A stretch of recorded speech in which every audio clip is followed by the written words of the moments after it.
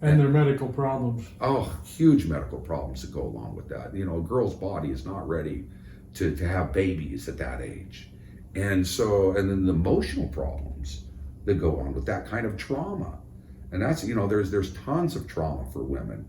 I mean, you see women dehydrated because they don't drink enough water, because they don't want to go out, because there's not a lot of bathrooms, right? So you got to go out into the brush to find a bathroom. Well, when you go out to the brush to find a bathroom, you're now vulnerable for rape, right? And so there's women that are very dehydrated because they don't want to chance that. There's little girls, the mothers will shave their heads to make them look like boys. I mean, there's all kinds of trauma that are happening to women. If a woman is beat up by her husband when he's drunk and she calls the police won't do anything about it. I remember reading a report one time where a woman was raped in India, and so the police went and got the guy that raped her and told him that he had to marry her. That was the solution. Now you have to marry the woman. I mean, this kind of stuff is infanticide is something that is prevalent. That, you know, everybody wants boys; they don't want girls, because, you know, they don't have a social security system. When you grow older, the girls, of course, go to their mother-in-law's house. They're part of that family now, so they're not going to help you. So if you're getting older, you don't have social security or retirement, and you don't have a boy, you're in trouble. So are we changing this culture? Well, you know, I would love to think that we're changing this culture. I believe that we can change this culture, but the way to change this culture is to put more women to work. And right now we have, like I said, we have 229 women that are working. Our goal is to put 1,000 women to work. Our goal is to put 10,000 women to work. If we could get 10,000 Adventist women in these villages, and what the last thing that we put in place is a mental health program. So trying to treat depression, trying to treat anxiety. And I think we're in the perfect place to do that, because our women are going house to house, door to door. And they see these women, and of course, depression it's taboo. Nobody talks about being depressed. The only way you know somebody's depressed is if you see them all the time, and you can tell they're not sleeping well. They're not eating well. You can see some of the signs of depression, and then start asking questions. Otherwise, you'd never know this person had depression until they kill themselves. And the problem with that is so the suicides are underreported by anywhere from 30 to 100% in India. Nobody even knows why they died. Well, they must have drank bad water. They got sick. No, they drank poison. You know, they jumped in front of that lorry. They didn't, you know, accidentally get hit. And drinking poison is a big thing. It is a big thing over there. Yeah. Drinking poison is huge. And, you know, unless you do an autopsy, you don't know why somebody died. But suicides are very highly underreported. And you don't want to admit it. No, families don't want to admit it. Absolutely not. So yeah, there's a lot more we can do if we have more workers, because we're also working with the husbands too. So I'm talking to the husbands. I'm saying, you see what's going on with the women in your village. What can you do? Do men accept this? Some of them do. It's slow, right? It's so ingrained in their culture. So ingrained, I mean, until a few years back. I mean, shoot, how long ago was it when women got to vote here in the United States? I mean, it's not, the curse that came upon Adam and Eve have played out throughout the centuries. And in these developing nations where resources are scarce, and, you know, it takes a man to keep your resources, the women pay the price for this huge.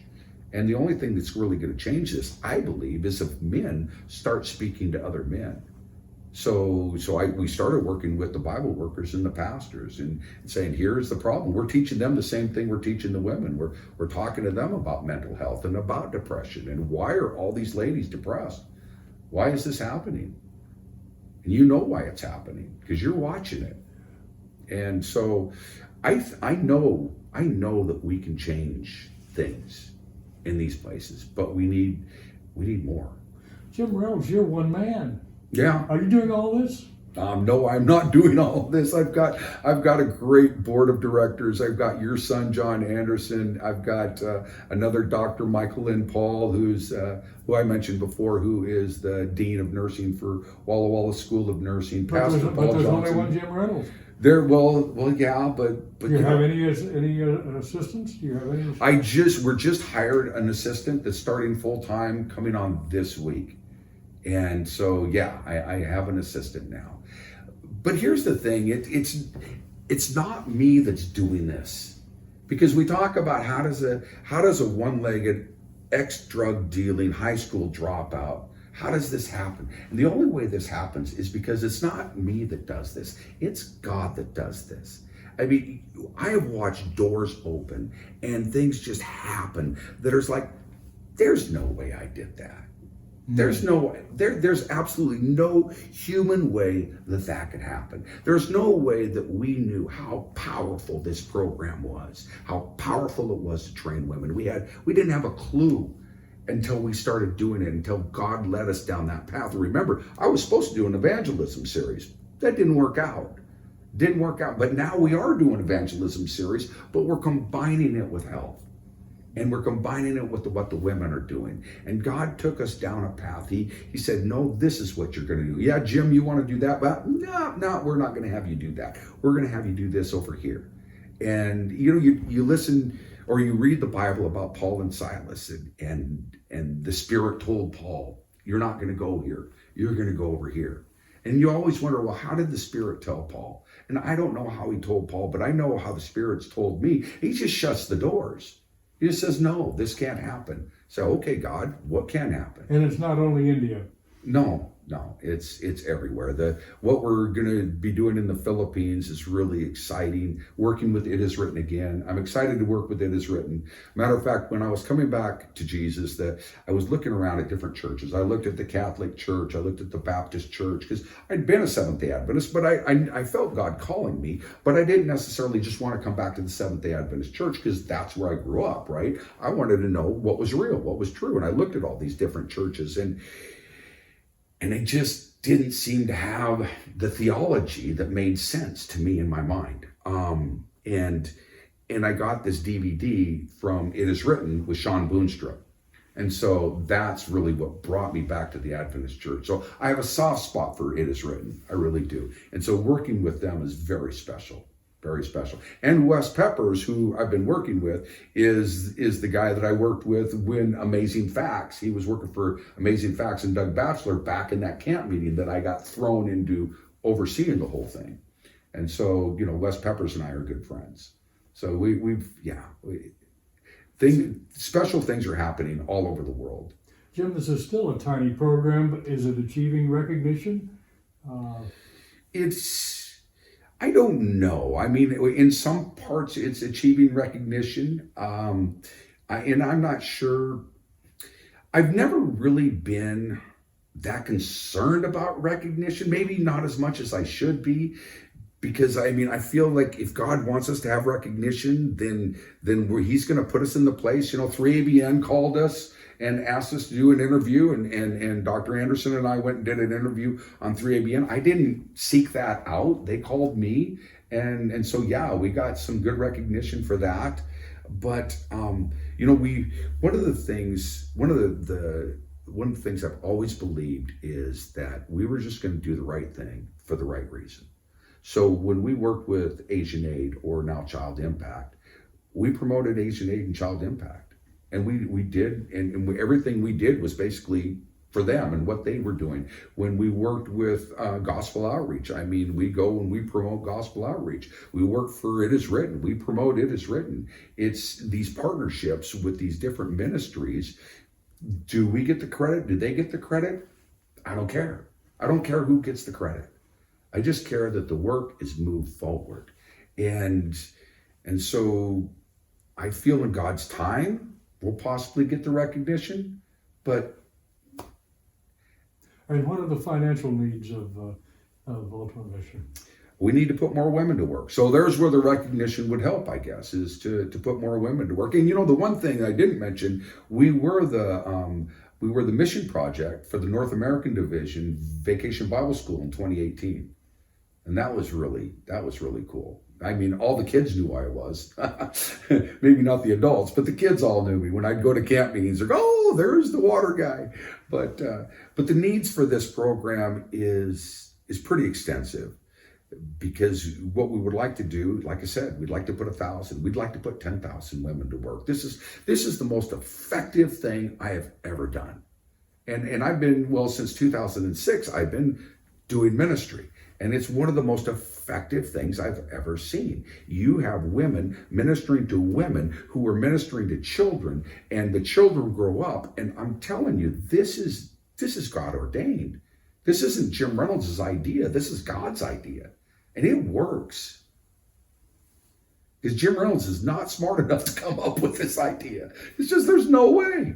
And it works. And so we need people to sponsor women.